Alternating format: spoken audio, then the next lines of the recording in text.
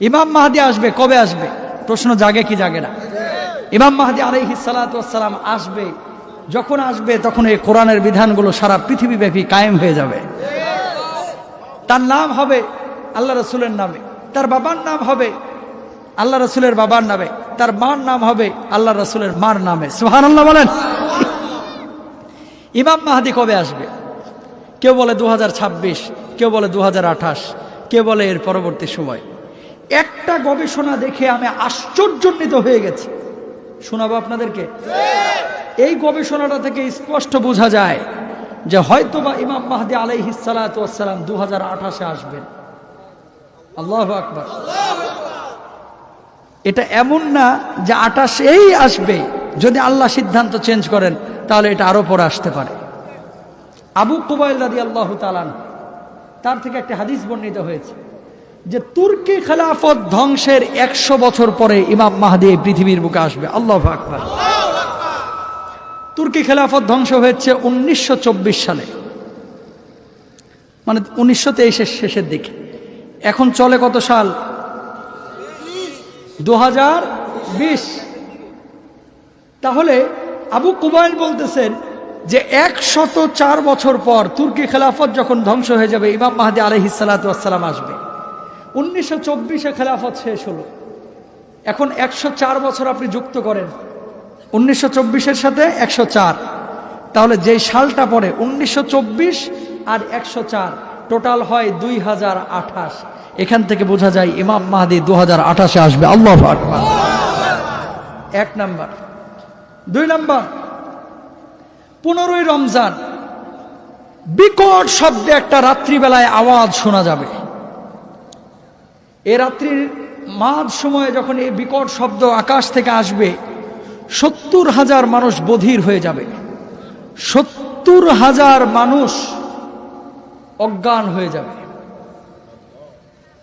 মাজমাউজ জাওয়াইদে এই বিষয়টি উল্লেখ রয়েছে যে এই 15ই রমজানে যেই বিকট আওয়াজটি আসবে শুক্রবারের দিন, এই 15ই রমজান শুক্রবার হয় যেই বছর 15ই রমজান 1449 হিজরি, সেই বছর 11ই ফেব্রুয়ারি 2028। আল্লাহু আকবার।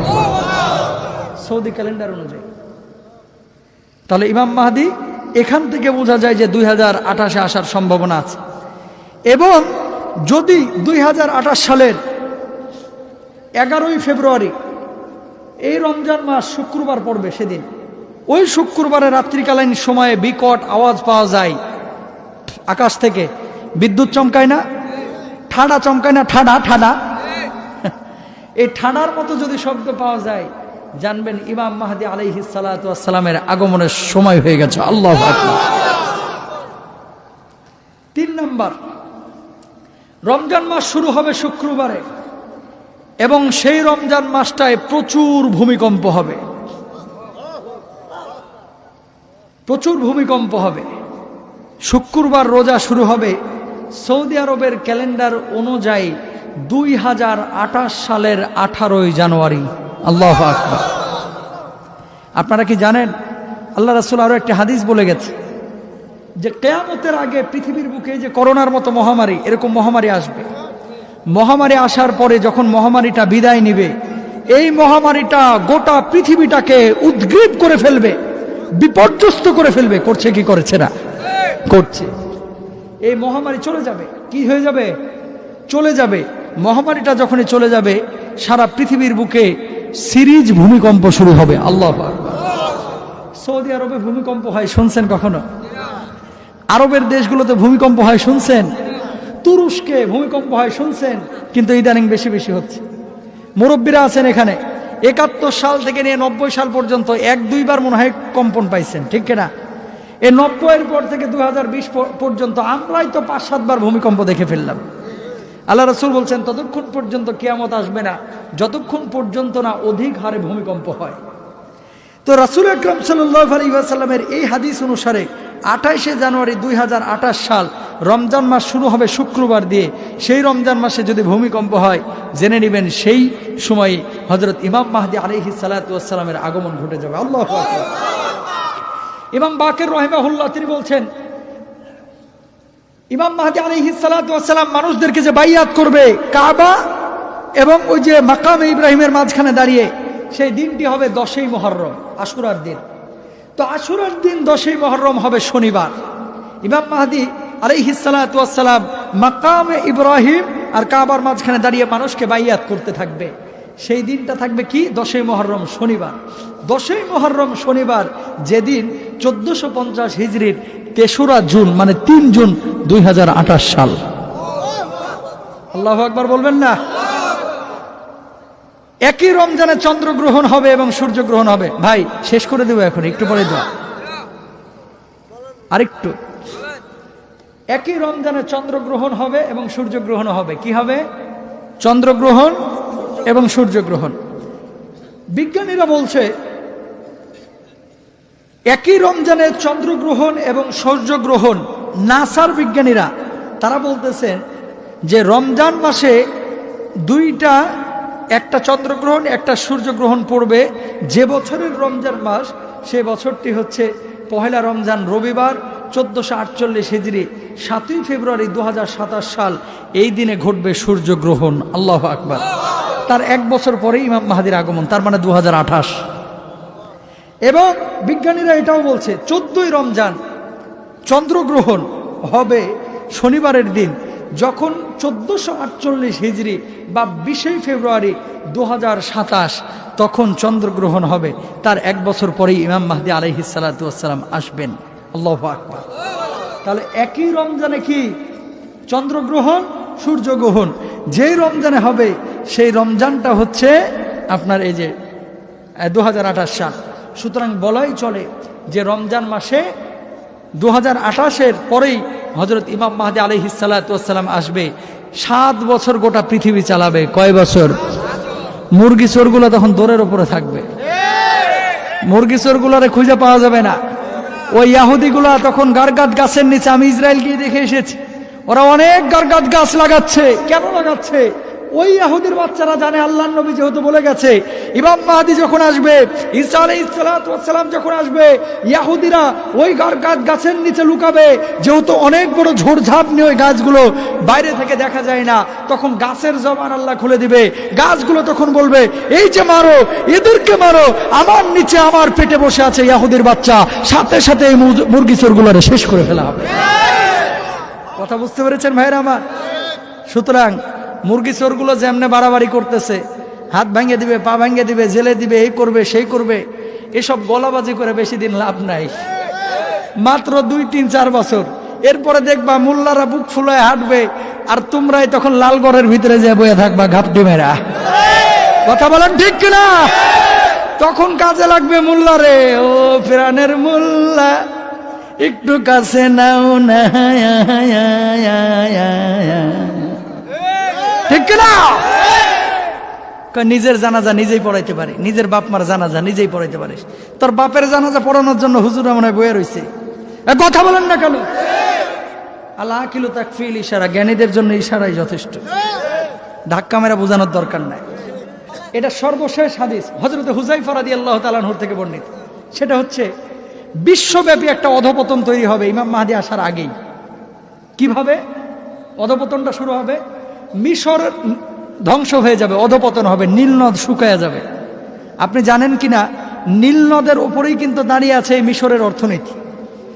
নীল নদ যদি শুকায়া যায়, মিশর কানা। আলহামদুলিল্লাহ, মিশরে আমি গেছি। নবী সালেহ আলাইহিস সালাতু ওয়াস সালাম, হারুন আলাইহিস সালাম, মুসা আলাইহিস সালাম যেই জায়গায়, যেই পাহাড়ে আল্লাহর সাথে কথা বলেছেন, এগুলো আমি জিয়ারত করেছি। লুকমান আলাইহিস সালাতু ওয়াস সালামের কবরটা জিয়ারত করলাম। যায় দেখি কি, এতটুকু একটা কবর, মানে এতটুকু না, আরেকটু বড় হবে, 2.5 হাত ওনার কবরটা। তো আমি আরবকে জিজ্ঞেস করলাম যে কি ব্যাপার, এতটুকু কেন ওনার কবর? কেন? তাফসীরের মধ্যে পড়ছে না উনি খাটো মানুষ ছিল। আল্লাহু আকবার। আমাদের দেশে বাউন আছে না, বাউন মানে খাটো। এই লুকমান আলাইহিস সালাতু ওয়াস সালাম ছিলেন এরকম খাটো, ঠোঁটগুলো ছিল মোটা, চামড়া ছিল কালো, পায়ে সব সময় ফাটা দাগ পড়ে থাকতো, শীতকালে পা ফেটে যায় না এরকম। কিন্তু আল্লাহ রাব্বুল আলামিন ওই লুকমানকে এমন কবুল করেছেন যে লুকমানের নামে পবিত্র কোরআনে সূরা নাজিল করে দিয়েছেন। আল্লাহু আকবার। সুতরাং চেহারা দিয়া কে পুলিশ, আর কে র্যাব, কে এমপি, মন্ত্রী, চেয়ারম্যান। এই মিয়া কবরে যাইতে হবে খালি হাতে। এত বড়াই দেখাও কেন? 2 দিনের ক্ষমতা, একদিন না একদিন তো ক্ষমতা যাইবেই, তখন কোথায় যাইবা? খালি ভাঙা দাও, মারা দাও, অমুক করো তমক করো, এ সমস্ত বলা ঠিক না। কথা বলেন ঠিক কিনা? এ সমস্ত কথা বলা ঠিক না। প্রিয় ভাইরা আমার, মিশর অধপতন হবে, নীল নদ শুকায়া যাবে। বসরা অর্থাৎ ইরাকের অধপতন হবে। কিভাবে? ইরাক পানির নিচে ডুবে যাবে। এটা কিয়ামতের আগে, ইমাম মাহদী আলাইহিস সালাতু ওয়াস সালাম আসার আগে। তারপরে মক্কা মদিনার অধপতন হবে ক্ষুধার কারণে। আজকে সৌদি আরব যান, দেখবেন যে মক্কা মদিনায় খাবারের কোনো অভাব নাই, তাই না? যে হারে তারা খাবার অপচয় করে। সৌদি আরবের মানুষ হয়েছে বলে সব জান্নাতে যাবে, বিষয়টা এরকম না। সৌদি আরবে তো আবু জেহেল চাচাও ছিল, ঠিক কিনা? ছিল না? আব্দুল্লাহ ইবনে ওবা ইবনে সুলুল, মুনাফিকদের খালু, সেও তো ছিল, ঠিক কিনা? তো এই সৌদি আরবে কি এদের চেলা বেলা এখনো আছে কি নাই? এই বাংলার জমিনে আবু জেহেলের চেলারা আছে না নাই? আব্দুল্লাহ ইবনে ওবা ইবনে সুলুলের চেলারা আছে না নাই? এগুলাও আছে। ডাইরেক্ট কিছু বলতে পারে না, খালি সিপা চাপা খুঁজে। কথা বলেন ঠিক কিনা? প্রিয় ভাইরা আমার, মক্কা মদিনায় খাদ্য সংকট দেখা যাবে এই কিয়ামতের আগে, ইমাম মাহদী আলাইহিস সালাতু ওয়াস সালাম আসার আগে। এবং বর্তমানে সৌদি আরবের অর্থনীতির অবস্থা খুবই খারাপ। আপনারা হয়তো অনেকেই জানেন। আপনার আত্মীয় স্বজন যারা সৌদি আরবে আছে, এক সময় 25,000, 30,000, 40,000 পাঠায়া নিজে খায় আরো টাকা বাইচা যাইত, ঠিক কিনা? আর এখন 15,000 টাকা পাঠায়, তাও 3 মাস পর। কারণটা কি? ইয়ামেনে হামলা করতে গিয়ে এদের টাকা পয়সা ফিনিশ। এবং কিয়ামত যে আগে আসছে, এই সৌদি আরবের এগুলো থেকেও বোঝা যাচ্ছে। এরপরে বলতেছে ইয়ামেনের অধপতন হবে পঙ্গপালের মাধ্যমে, যেটা এখন আফ্রিকায় দেখা যাচ্ছে। কথা বলেন না? পঙ্গপাল চিনেন নেই? এই যে ধানের যে বড় বড় নীল পোকাগুলো আছে না, এই টাইপের দেখতে, কিন্তু আপনার গালে বসলে মনে হলো থাবার মারছে একটা। কথা বুঝতে পারছেন? ভোটকা ভোটকা হয়, মোটা মোটা হয়। কথা বুঝছেন? এই পঙ্গপাল কিন্তু এখন আফ্রিকায় প্রচুর। এই ইয়ামেনে ঢুকবে এগুলা। ইয়ামেন অধপতন হবে, অলরেডি হয়ে যাচ্ছে, এগুলো অধপতন হয়ে যাবে। তারপরে ইরানের অধপতন হবে ডাকাতদের হাতে। ইরান ধ্বংস হবে কাদের হাতে? ডাকাতদের হাতে, রিক্ত হস্তদের হাতে। তুর্কিদের অধপতন হবে কুর্দিদের হাতে, যেটা বর্তমানে তুরস্কে কুর্দিদের সাথে কিন্তু অনেক মতনৈক্য। এই জন্য সিরিয়ায় দেখবেন মাঝে মাঝে হামলা করে তুরস্ক, কারণ কুর্দি জঙ্গিদেরকে দমন করার জন্য। এই কুর্দিরা কিন্তু তুর্কিদের কি করবে? ধ্বংস করবে। এরপরে আর্মেনিয়ার কথা শুনছেন না কয়দিন আগে? আজারবাইজানের ঠেলার চোটে এবার সবকিছু মেনে নিচ্ছে, নিজেদের অধিকার ফিরে পেয়েছে আজারবাইজান, ঠিক কিনা? সুলতান এরদোয়ানের সহযোগিতায়, তাই না? এই আর্মেনিয়ার অধপতন হবে রাশিয়ার হাতে। কার মাধ্যমে? রাশিয়ার মাধ্যমে। হযরত হুযায়ফা রাদিয়াল্লাহু তাআলা আনহুর হাদিস। তারপরে এই রাশিয়া দেখেন এখন তুরস্ককে সহযোগিতা করতেছে, তাই না? এই রাশিয়া তুরস্ককে সহযোগিতা করতেছে। মজার বিষয়, হাদিসের ভাষ্য অনুসারে এই রাশিয়া ধরাশয়ী হবে তুর্কিদের হাতে। আল্লাহু আকবার। আল্লাহর লীলা দেখছেন কোথায় আছে? এটা আপনি আমি কি এখন কল্পনা করতে পারি? কিন্তু তখনকার পরিস্থিতি এমনটা হয়ে যাবে। রাশিয়া ধরা খাবে কার হাতে? তুর্কিদের হাতে। তুর্কিরা ধরা খাবে কুর্দিদের হাতে। কিসের মাধ্যমে? রাশিয়া ধ্বংস হবে আকাশ থেকে। এটা বলা হয়েছে হাদিসের মধ্যে। মুহাদ্দিসিনরা বলছেন যে বজ্রধ্বনির মতো কিছু অস্ত্র ব্যবহার করা হবে। বজ্রধ্বনির মতো অস্ত্র মানে হচ্ছে পারমাণবিক বোমা। কথা বুঝতে পেরেছেন? এই তুর্কিদের হাতে আপনার রাশিয়া ধ্বংস হবে। এবার আসেন, আমাদের এই হাদিসটা এখন বললে অনেকের গায়ে জ্বালা পোড়া শুরু হয়ে যাবে। পাকিস্তান ধ্বংস হবে হিন্দুদের হাতে। কথা বুঝছেন? সিন্ধ, হাদিসের ভাষায় সিন্ধ মানে পাকিস্তান, এটা ধ্বংস হবে হিন্দুদের হাতে। আবার মনে করেন না তাহলে হিন্দুরা মাথা উঁচু করে বাইরে দাঁড়ায় থাকবে নাকি? ওই হিন্দুরা ধ্বংস হবে চায়নার হাতে। হাদিসের ভাষায় এদেরকে তিব্বতী বলা হয়। কি? তিব্বতী, চীন। চীন, এই চীনদের হাতে ধরাশয়ী হবে হিন্দুরা। ঠিক ইমাম মাহদী আলাইহিস সালাতু ওয়াস সালাম যখন আসবে, তখন আর এই পৃথিবীর বুকে তুর্কি থাকবে না, কুর্দি থাকবে না, হিন্দু থাকবে না, খ্রিস্টান থাকবে না, মুনাফিক থাকবে না, মুরগি চোরারা থাকবে না, ছাগল চোরারা থাকবে না, গরু চোরারা থাকবে না। সবাই খালি কালেমার পতাকা তলে আসবে। আল্লাহু আকবার। সেই দিন বেশি দূরে নয়, সেই দিন বেশি দূরে নয়। যেই দিন চাঁদপুরের মতলবে কালিমার পতাকা উড়বে, ওই কালিমার পতাকা বাংলার সংসদে উড়বে, ঠিক কিনা? হবে কি হবে না? ইমাম মাহদী আসার পরে এগুলোই হবে। তখন আর কোনো আওয়ামী লীগ থাকবে না, বিএনপি থাকবে না, দল একটাই, ইমাম মাহাদির দল। আল্লাহু আকবার। 26 দলে 23 জন নিয়ে 26 দল করো নাকি? হ্যাঁ, মুরগি চোরা কুষ্টিয়াতে 3টা মাহফিলের একটাও করতে দেয় নাই এ মাস, 3টা মাহফিলের একটাও করতে দেয় না। ওই যে ইনু কাকা বসে রইছে, বুঝেন নাই? কারণ তাফসীর মাহফিল শুরু হইলে তো এদের গায়ে জ্বালা পোড়া শুরু হয়ে যায়। কথা বুঝতে পেরেছেন? কথা বুঝতে পেরেছেন? 3টা মাহফিল একটাও হইতে দেয় নাই এ মাস। এই যে মাহফিলে যে কথাগুলো শুনছেন, আল্লাহকে সাক্ষী রেখে একটা কথা বলবেন, এই কথাগুলো শুনে কেউ কি জঙ্গি হয়? কেউ কি মদখোর হয়? জেনাকার হয়? রাষ্ট্রবিরোধী কাজ করে? পুলিশের বিপক্ষে কাজ করে? না, সোনালী মানুষে পরিণত হয়। তাহলে তাফসীর মাহফিল নিয়ে এত মাথা ব্যথা কেন? সর্বশেষ যে বিষয়টি, এই হিন্দ তিব্বতীদের হাতে ধরাশয়ী হবে। হাবশা, আবিসিনিয়া, সিরিয়া, এগুলো ভূমিকম্পের মাধ্যমে ক্ষতিগ্রস্ত হবে। প্রিয় ভাইরা আমার, সুস্পষ্ট কথা, আপনি আরবি সাইটগুলো যদি ঘাটাঘাটি করেন গুগলে, সমস্ত আরবের শায়েখরা একমত যে পৃথিবীর বয়স আর বেশি দিন নাই। পৃথিবীর বয়স আর বেশি দিন নাই। সুতরাং কবরের জন্য প্রস্তুত আপনাকে হতে হবে, আমাকেও হতে হবে।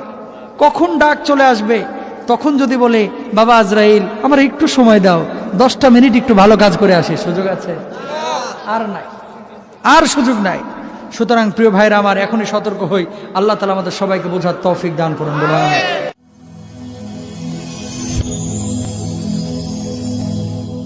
Rose TV 24. Enjoy by listening to the Holy Quran.